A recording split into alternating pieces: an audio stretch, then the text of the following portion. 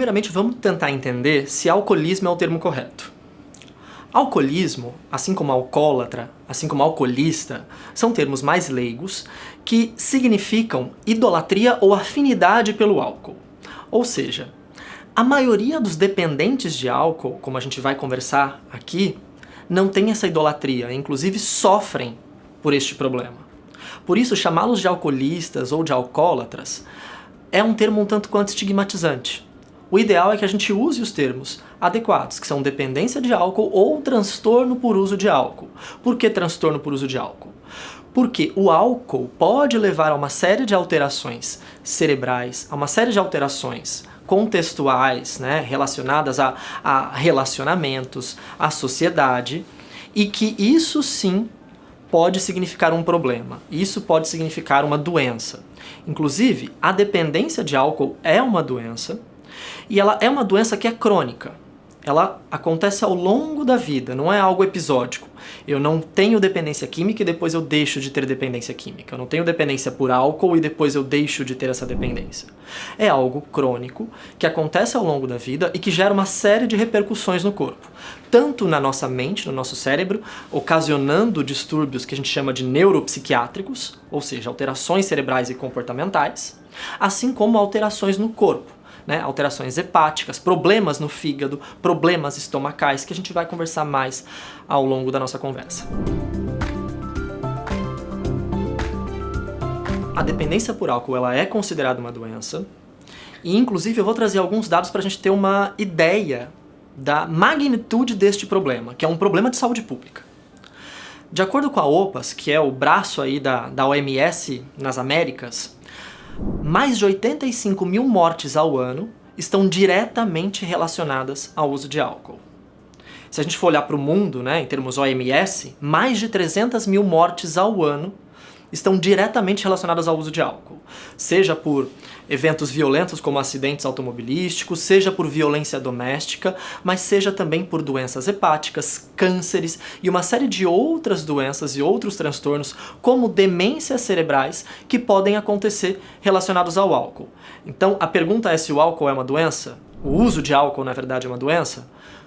A longo prazo, sim. E a dependência, ela significa uma alteração nos circuitos cerebrais, numa área cerebral que a gente chama de sistema de recompensa cerebral, que altera a nossa liberação de alguns neurotransmissores como a dopamina, e que fazem com que de fato a gente fique viciado, ou que a gente fique adicto a este comportamento, a este uso. É quase que um desejo incontrolável. E é isso, na verdade, que a maioria dos dependentes dizem. E é isso que sinaliza pra gente que talvez exista um grande problema. A dependência de álcool, ela não está relacionada especificamente ou exclusivamente à quantidade de álcool utilizada. A quantidade de álcool utilizada, ela pode indicar pra gente a severidade da doença. Ela pode indicar o quão grave é a doença. No entanto, o que indica pra gente um diagnóstico ou não de dependência de álcool é basicamente uma série de comportamentos. E uma série também de sinais e sintomas, como, por exemplo, a presença de fissura, que é o desejo incontrolável pelo consumo. Outra coisa que a gente chama de saliência do comportamento de uso, que é, digamos, a relevância, né? O quanto que aquilo é importante para a vida da pessoa. Ou, por exemplo, a evitação de sintomas de abstinência pelo uso de álcool, ou seja, eu começo a tremer de manhã e aí eu tenho que beber para conseguir controlar aquele tremor. E isso significa que eu avancei o consumo e eu perdi o controle. Basicamente, o que nos indica uma dependência de álcool é a perda de controle, que muitas vezes o próprio sujeito não percebe. Existem várias instituições que procuram tipificar ou classificar, né, em tipos de alcoólatras ou tipos de alcoolistas. Não existe nenhuma evidência científica que denote claramente que existem essas tipologias. Né? O que a gente sabe é que, de novo, né, alguns comportamentos nos indicam de fato um problema relacionado ao uso de álcool. Ou até algumas justificativas, eu diria. Né? Por exemplo, eu bebo porque eu tô triste. Poxa, mas você tá triste todo dia. Eu bebo porque eu tô comemorando. Nossa, mas você comemora muito. né? Então a gente sempre procura justificar os nossos comportamentos. Isso é algo habitual do ser humano. O problema é que quando a gente coloca uma substância neste meio ou um comportamento compulsivo durante essas justificativas, aí a gente começa a ter uma série de outros problemas. A gente tem dois tipos de dependentes, os dependentes de álcool tipo 1 e os dependentes de álcool tipo 2. O tipo 1, que é um tipo de início mais tardio, né? A pessoa começa a consumir álcool em idades mais avançadas, não tem tanta relação familiar, não tem tanta relação genética e tem um melhor prognóstico. E o tipo 2, que é um grupo então, que tem então, mais herdabilidade, tem um início mais precoce de uso e um pior prognóstico. O álcool ele pode trazer uma série de prejuízos para o nosso organismo. Antes de falar dos prejuízos, acho que vale a pena falar os efeitos imediatos do álcool. Por que as pessoas consomem álcool? Porque a sensação de prazer e euforia ocasionada por ele, para grande parte das pessoas, é algo satisfatório. É algo que traz aí um bem-estar. Então as pessoas acabam iniciando o uso para alcançar esse bem-estar.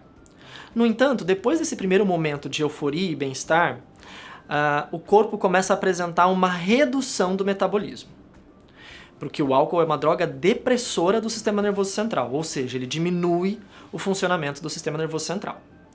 E com isso, eu posso ir ficando mais sonolento, eu vou perdendo a minha capacidade de filtrar as coisas, eu fico mais impulsivo, mais desinibido, e aí fazendo às vezes brincadeirinhas que podem ultrapassar o limite das outras pessoas, ou mesmo tendo atitudes que você não teria sem o uso do álcool. Conforme a gente vai aumentando a quantidade, o que pode acontecer a médio prazo é uma depressão tão grande do sistema nervoso central que eu acabo não controlando mais os movimentos respiratórios. E eu posso ter o que a gente chama de uma depressão respiratória e um coma alcoólico. E esse é um dos fatores, inclusive, que leva à morte quando do uso do álcool. Isso assim, mesmo para não dependentes, num uso agudo, num uso exagerado. Agora, para quem tem dependência a longo prazo, os efeitos do uso do álcool são muito nocivos. Tem mais de 200 doenças relacionadas ao uso de álcool. Desde úlceras gástricas, a própria gastrite, dores de cabeça, mal-estar, até problemas mais complexos, como cânceres, câncer hepático, outros tipos de cânceres, cânceres intestinais.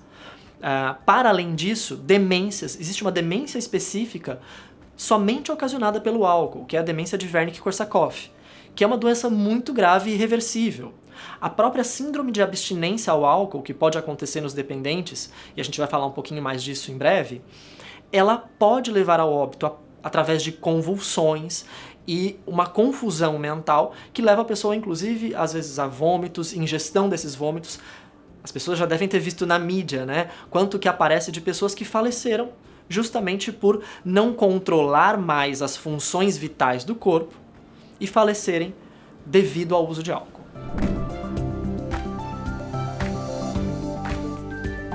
Eu não diria que ele nasce dependente, eu diria que ele nasce com uma série de repercussões relacionadas ao uso de álcool da mãe. Né? O que acontece quando a mãe faz uso de álcool durante a gestação? O bebê ele pode sofrer uma série de malformações, o que a gente chama de síndrome alcoólica fetal. É uma doença específica também causada pela ingestão de álcool da mãe. E, claro, também nascer com uma série de problemas cognitivos e que vão levar a prejuízos no desenvolvimento desse bebê. Ele nasce de certa forma dependente, mas obviamente como ele não tem maneiras de continuar adquirindo a substância, né, ele pode apresentar, inclusive, ao nascer, alguns sintomas de abstinência e que precisam de cuidados médicos específicos e muitas vezes até UTI neonatal. Então, realmente, o uso de álcool durante a gestação é algo muito grave, muito prejudicial. Não só ao bebê, mas também à mãe. A mãe pode sofrer uma série de repercussões quando faz uso de álcool durante a gestação, como, por exemplo, a redução da imunidade, um maior risco de aborto, maior risco de complicações durante a gestação, maior risco de diabetes gestacional, entre outros problemas da gestação, para além dos problemas já muito bem evidenciados e consolidados relacionados ao desenvolvimento do bebê. Não existe uma causa única para a dependência. Existem uma série de causas ou uma série de fatores que podem precipitar o uso. A gente tem fatores que são biológicos, como por exemplo a própria heredabilidade, que a gente já comentou, então alguns fatores genéticos que não estão bem esclarecidos ainda, mas que a gente já sabe que eles existem. Existem também fatores psicológicos, como traumas, conflitos familiares, assim como também problemas sociais, como por exemplo modelo parental. A criança que vê o pai e a mãe bebendo em casa é uma criança com muito maior chance de desenvolver problemas relacionados ao uso de bebida. Então tem uma série de questões, e principalmente quando a gente olha para adulto, jovem e adolescente, outras questões como, por exemplo, identificação de grupo, curiosidade, coragem, né? Entre muitos grupos de adolescentes, você é corajoso se você bebe, né? Se você não bebe, você é excluído do grupo. E pertencimento ao grupo é muito importante na adolescência, por exemplo. Então esses fatores podem ser precipitantes para o uso. Claramente, a dependência ao álcool possui causas genéticas. No entanto, não tem uma comprovação clara de qual gene que faz isso ou qual encadeamento genético que faz isso. Claro, existem outros fatores, então, que influenciam nessa genética, que são fatores epigenéticos, ou seja, fatores externos, que modificam, então, essas condições e expressão dos genes, e que podem também ter aí um fator importante de aumento ou redução aí da chance de se desenvolver dependência química. Nós sabemos, com bastante evidência, que o consumo de álcool aumentou grandemente durante os anos de 2020 e 2021 com a pandemia. O ano de 2020, inclusive, em termos de vendas de álcool, alcançou o ano de 2014, que foi o ano da Copa no Brasil. Então vendeu-se muito mais álcool, principalmente via e-commerce, né, por esses aplicativos que fazem entregas de bebidas. As repercussões, então, deste aumento de consumo ainda estão sendo estudadas. Existe um estudo, que saiu também no final de 2021, em que os bebedores, né, ou seja, quem já fazia uso, relata um aumento, né, 17% deles relatam um aumento de consumo. Mas a gente ainda não tem clareza se pessoas que não consumiam passaram a consumir mais durante a pandemia. E esses estudos ainda estão sendo realizados. A gente ainda vai ver impactos e eu tenho muita clareza de que teremos impactos. Se não no aumento de dependentes de álcool, no agravamento das dependências, ou seja, quem tinha dependências leves pode ter evoluído para dependências moderadas a graves, o que vai levar a repercussões físicas maiores, ou seja, mais doenças físicas e mais custos para o sistema de saúde, inclusive.